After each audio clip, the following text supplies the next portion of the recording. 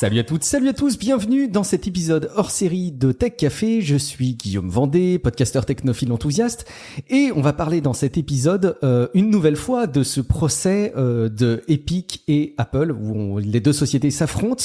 On va pas faire toute une rétrospective puisque vous avez plein d'épisodes qui en parlent et vous les avez dans les notes de l'épisode. Mais une nouvelle fois, j'ai l'immense plaisir d'être accompagné par Aurélien. Salut Aurélien. Salut. Aurélien Condomine qui est avocat spécialisé dans les problématiques antitrust et tu as déjà fait des éclairages autour de ce sujet, donc tu nous avais permis d'y voir un petit peu plus clair au moment où les événements s'étaient déclenchés.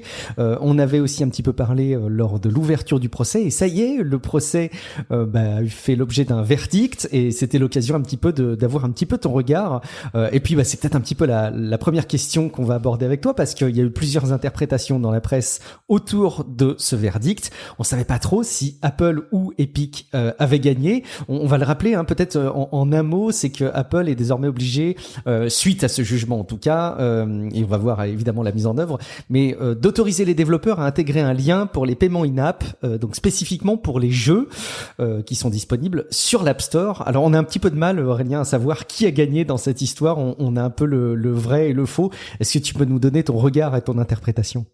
Oui, alors c'est pas si simple que ça. C'est vrai que Tim Sweeney lui-même, le patron d'Epic, a donné des tons plutôt d'insatisfaction. Et c'est vrai que sur le fond de ce qu'il avait demandé, ce qui lui importait vraiment, c'est-à-dire débloquer les paiements in-game, et puis éviter aussi cette commission de 30% d'Apple, a priori. Et l'installation d'app voilà. En dehors de l'App Store d'ailleurs. A priori, Epic a plutôt perdu, même carrément perdu. Il y a juste une injonction, celle que tu viens de citer, mais qui est basée sur une sinistre loi californienne un peu différente de l'antitrust classique, mais on pourra en parler, qui vise alors non pas forcément à donner des liens vers des systèmes de paiement externes, mais plutôt vers de l'information. Permettre de faire de la sortie, on va dire, la sortie du jeu pour aller vers un site internet, par exemple. Il faut rappeler peut-être que dans les règles de l'App Store, il y a interdiction pour les développeurs de simplement dire venez sur tel site pour gérer vos données quoi. C'est aujourd'hui interdit. Là, a priori, ça remet un petit peu en question cette interdiction qu'inflige Apple aux développeurs. Exactement. Mais bon, après sur le gros morceau, qui était quand même de mettre en place dans son propre jeu sur iOS son propre système de paiement, ça non, là il y est pas parvenu, Tim Sweeney. C'était quand même ça son vrai cheval de bataille, et donc il va devoir continuer à payer des commissions s'il veut, mais ça c'est pas l'avenir le dira, s'il veut réintégrer iOS, ce qui est pas le cas aujourd'hui. Bien sûr. Écoute, ça nous permet d'avoir notre arbitrage, en tout cas entre qui a gagné et qui a perdu. Bon, concrètement, si on suit le jugement, Epic est débouté de ces demandes, mais il y a quand même un petit complément. Est-ce que tu peux nous dire, d'ailleurs, pourquoi sur le verdict, Apple a gagné un peu sur cette question des paiements in-game? Alors, le jugement il fait à peu près 200 pages, donc c'est un gros morceau. Je vais pas vous faire un résumé complet, mais je pense qu'il y a quand même plein de choses très intéressantes dans ce jugement. Juste pour mémoire, pour rappel, les deux parties avaient décidé de ne pas passer par un jury, alors que ça aurait été possible aux États-Unis d'avoir un jugement par un jury. Donc c'est un juge professionnel qui a rédigé ça tout seul dans son coin. Alors déjà, il y a une foultitude d'informations intéressantes sur les marchés, sur Apple, sur combien d'argent est gagné par-ci par-là. Donc c'est très très très intéressant. Mais le fond du sujet, ce qui fait que Apple l'a emporté, c'est que Apple a réussi finalement à faire avaler au juge que il n'avait pas une position dominante sur le marché et que par ailleurs il y avait quand même certaines justifications aux restrictions qu'il avait mis en place. Et donc sur cette histoire de marché pertinent, qui est vraiment la clé de ce genre de dossier, parce que on est dominant sur un marché, donc ça suppose déjà de définir ce marché. Le juge a rejeté les deux définitions de marché qui étaient données à la fois par Epic et par Apple. En gros, Epic disait il y a un marché très spécifique des paiements in-game de Apple, et Apple disait oui, mais tout ça c'est pas un marché pertinent. Le seul marché pertinent c'est le marché du jeu vidéo. en général. Et le juge a dit non, moi j'écarte tout ça. Moi je dis, il y a un marché pertinent, c'est le marché des transactions financières dans le domaine des jeux sur mobile. Et il a même été jusqu'à exclure la Switch, par exemple, de ce marché-là. Donc c'est intéressant. Ça voudrait dire qu'il y aurait un marché des transactions financières sur mobile pour les jeux. Et le juge explique que c'est une industrie de 100 milliards de dollars. Donc c'est un truc énorme. Ce qui est assez amusant, il y a même des définitions, ils essaient de définir qu'est-ce que c'est qu'un jeu vidéo. Alors on écoute un expert qui dit ah mais c'est pas très clair, qu'est-ce que c'est qu'un jeu vidéo finalement. J'ai l'impression que c'est un truc où il y a de la progression sur un score, soit tout seul, soit avec un groupe, etc. Donc tout un tas d'experts qui se penchent sur la question. Et ce qui est intéressant, c'est que la cour, enfin le tribunal est allé regarder très précisément la part de marché d'Apple sur ce marché des transactions financières en matière de jeux vidéo, est arrivé à une part de marché de 55% quand même, hein, ce qui est énorme, en expliquant que le jeu vidéo, c'est vraiment ce qui drive la finance chez Apple. C'est à peu près 80% des facturations sur l'App Store, hein, c'est les jeux. Sachant que là-dedans, énorme, hein, ce qui est énorme, hein, c'est une montagne d'argent. Et là, le juge dit oui, mais finalement, pour être dominant, en droit américain en tout cas, il faut quand même avoir un peu plus que 55%, ce qui est fou, hein. C'est-à-dire que le seuil est placé plutôt aux alentours de 65 à 70% de part de marché pour être dominant. Donc Apple n'est pas dominant, donc il a le droit de faire tout un tas de choses. Et d'ailleurs, ce qui est intéressant, c'est que le jugement alors c'est pour ça que certains commentateurs ont dit que Apple avait peut-être gagné, mais quand même le jugement notait que Apple faisait tout un tas de choses anticoncurrentielles. Notamment, le juge constate que la rentabilité, on va dire le bénéfice qui est déduit de qui résulte de ces commissions, il est de plus de 75%, ce qui est énorme. Et c'est une montagne d'argent sur laquelle en face de laquelle il n'y a pas vraiment beaucoup de coûts en réalité, hein. Donc ça veut dire que cette montagne d'argent qui va dans la poche d'Apple, elle est directement liée à ce côté monopolistique d'Apple sur, en tout cas, son store, hein, qui est renforcé donc par les restrictions qui sont sanctionnées, enfin qui sont pas sanctionnées, mais qui font l'objet de la plainte d'Epic. Le juge va même jusqu'à dire qu'il est probable que tout ça ait un effet sur les prix des applications à la hausse, qu'il est probable que ça nuit aux développeurs de jeux importants qui auraient les moyens de faire leur propre système de paiement, et que finalement on peut quand même se poser des questions sur les effets de tout ça sur les consommateurs. Et ce qui sauve Apple, outre le fait qu'ils ne sont pas considérés comme dominants, c'est que le juge regarde quand même de façon favorable les justifications qui sont apportées par Apple, qui notamment consiste à dire que ce que Apple vend, on va dire, avec son système in-game, c'est la sécurité et la protection des données. Et c'est là qu'apparemment Epic n'a pas complètement bien fait son travail, parce que le juge relève que Epic n'a pas suffisamment démontré qu'avec un système autre, on aurait pu apporter des solutions de sécurité équivalentes, alors que je pense que techniquement ça aurait probablement été possible de le justifier. Donc c'est quand même c'est plein de choses intéressantes, ce jugement, plein d'enseignements, mais au final, en gros, Apple n'est pas dominant, alors qu'il a une grosse part de marché, et Apple montre quand même qu'il y a certaines justifications liées à la sécurité.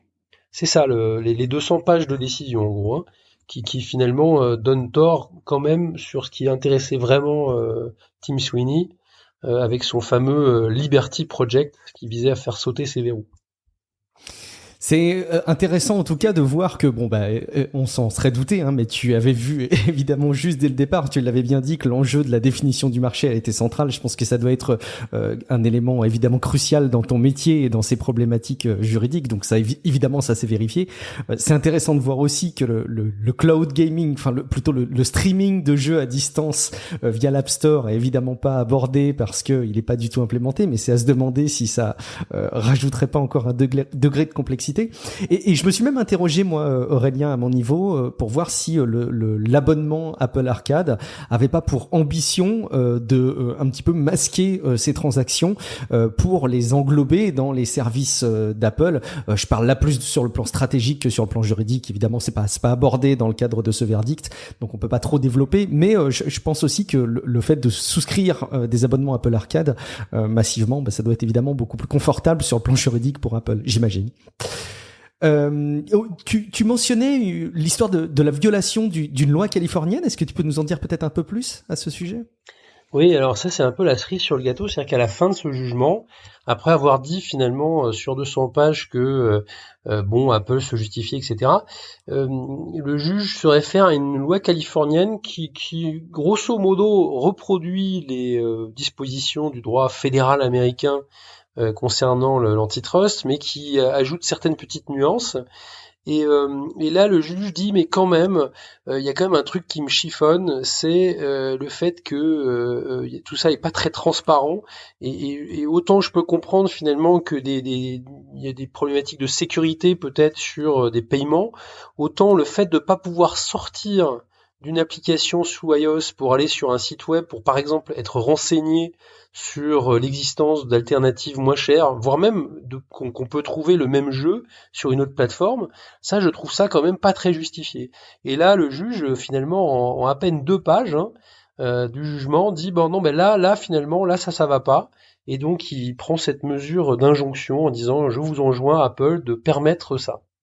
Et donc c'est vrai que moi j'ai lu un peu sur internet différents commentaires sur est-ce que finalement, avec ça, il n'y a pas une brèche qui s'ouvre? Est-ce qu'on pourrait pas aller faire des paiements en dehors de la plateforme, etc. Mais moi, déjà, je suis un peu dubitatif là-dessus. Techniquement, est-ce que c'est possible et est-ce que ça fonctionnerait?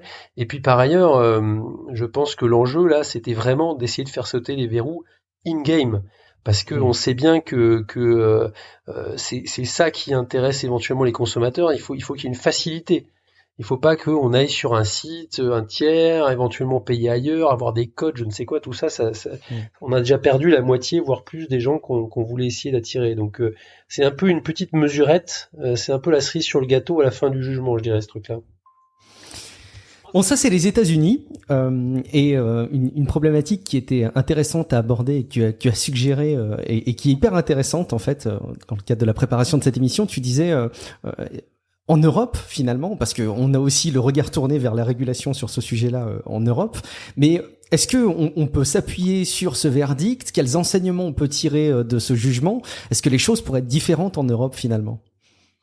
Alors oui, parce que déjà Tim Sweeney, Epic a déposé une plainte au niveau de la Commission européenne, donc en Europe.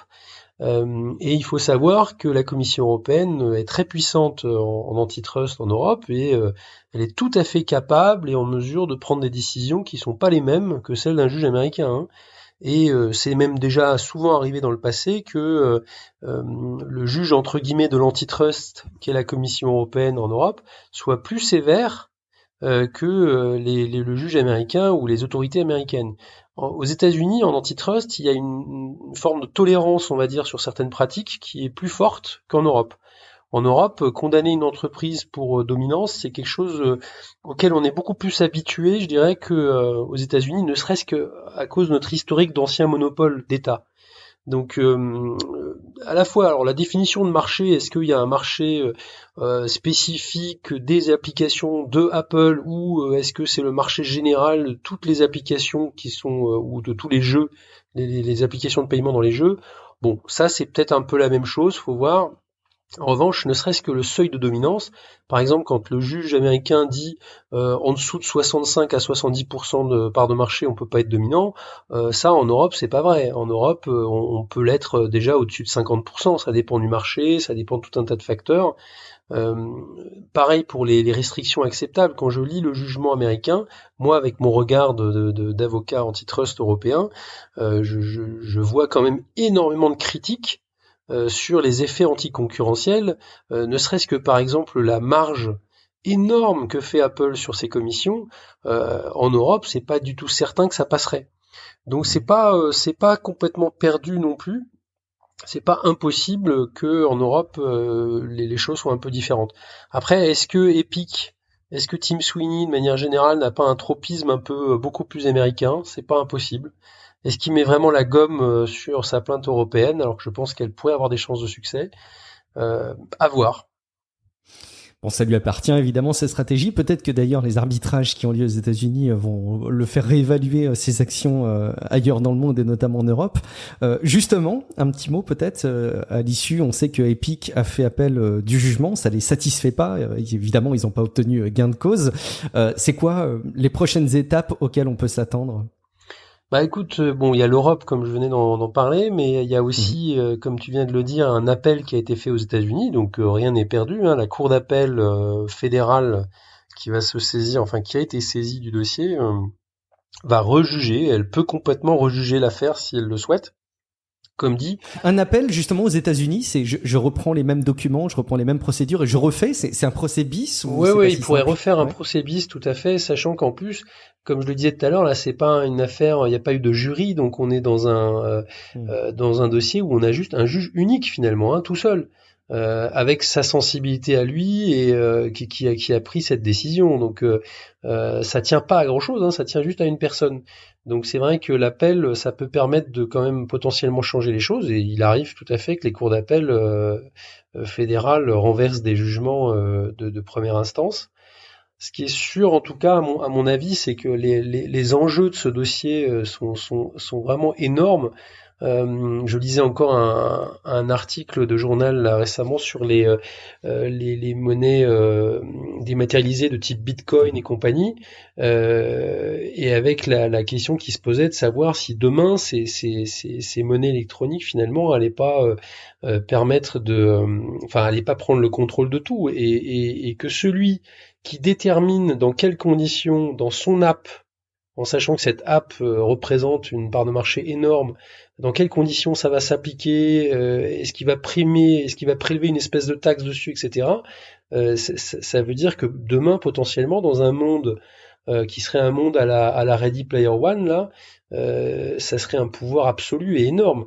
Donc c'est ça l'enjeu quand même, hein, de ce truc-là. Et Tim Sweeney avec son fameux Project Liberty, là, qui est le nom de code de toute cette plainte qu'il a déposée et de tous ces efforts qu'il fait, quand lui il dit que pour lui il a une vision de ce qu'il appelle le métaverse, c'est cette espèce de monde un peu virtuel dans lequel, mais vraiment à la Ready Player One, hein, ou à Matrix dans une version encore plus négative, dans lesquels on pourrait évoluer dans quelques décennies, lui il dit mais si on peut fermer, si on peut verrouiller tout ça, le gars qui verrouille tout ça et qui met des commissions de 30% là-dessus, mais c'est le maître du monde. Donc c'est ça l'enjeu qui est derrière ce truc-là. Donc c'est presque étonnant qu'on en parle plus, pas plus d'ailleurs dans les presses non spécialisées et la presse généraliste, parce que à mon avis, moi les enjeux de ces procédures-là sont assez phénoménaux, et c'est pour ça d'ailleurs qu'en Europe, peut-être, où il y a une grosse sensibilité sur la tech en ce moment, il pourrait y avoir des décisions intéressantes. Ouais, j'imagine que la grosse difficulté, ça reste la temporalité, c'est-à-dire que là, on est quand même sur des échéances d'un premier jugement. Il va se passer du temps avant un appel, j'imagine. Est-ce qu'on a une idée du temps que ça peut prendre avant d'avoir un appel, d'ailleurs, ou... Alors là, personnellement, j'en ai aucune idée, mais globalement, à mon avis, au moins une année, hein. Oui, d'accord. Oui, donc c'est là où on voit que la temporalité de la justice est différente, et sans doute aussi que la presse s'active par étapes sur ces sujets-là, probablement pas dans les proportions que tu décris, effectivement. Hyper intéressant de voir les enjeux. Merci beaucoup Aurélien, parce que sur des sujets aussi complexes, on peut avoir facilement des interprétations erronées, surtout quand c'est des journalistes tech qui abordent le sujet et sur lesquels on lit le travail. C'est bien d'avoir des personnes qui connaissent et qui maîtrisent bien leur sujet. Aurélien, est-ce que tu peux nous rappeler où est-ce qu'on peut te retrouver à titre individuel? Écoute, moi je suis pas très actif sur les réseaux sociaux, je m'en méfie un peu, je dois avouer. Mais t'es pas le seul dans Tech Café. mais on retrouve assez facilement en googlant mon nom à Aurélien Condomine, ainsi que mon cabinet. Merci beaucoup Aurélien. Si vous découvrez Tech Café, vous aurez toutes les infos complémentaires pour vous abonner, en savoir plus sur l'émission sur techcafé.fr. Merci beaucoup pour votre fidélité. Écoutez, on se donne rendez-vous dans quelques jours pour un prochain épisode de podcast. Ciao à toutes et à tous.